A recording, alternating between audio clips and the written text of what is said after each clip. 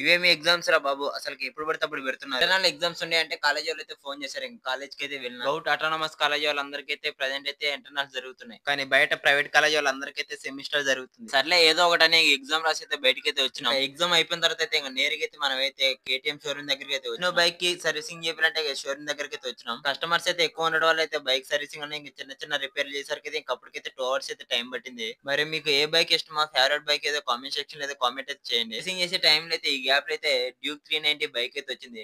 ఇంకా బైక్ చూసి నేనైతే టీవీఎస్ రైడర్ అయితే అనుకున్నా. మోడల్ అయితే అసలకైతే ఏం బాగోలేదు. మరి ఎంతమంది డ్యూక్ లవర్స్ ఉన్నారో కామెంట్ అయితే చేయండి. ఇప్పుడున్న బైక్స్ మాత్రం ఆల్మోస్ట్ అయితే అన్ని అయితే యాక్సిడెంట్ అయిన బైక్స్ అయితే ఉన్నాయి.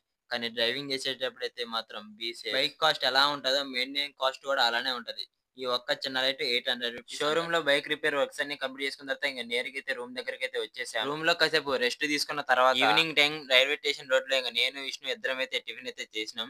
ఇక టిఫిన్ చేసిన తర్వాత ఇంక నేనైతే ఇంటికైతే రిటర్న్ అయితే నేనైతే వెళ్తున్నా. మరి మీరు కూడా ఈ వీడియో చూసి వెళ్ళేటప్పుడు అయితే మన ఛానల్ అయితే సబ్స్క్రైబ్ చేసుకోండి. అలాగే మన అకౌంట్ అయితే ఫాలో అయితే అయిపోండి.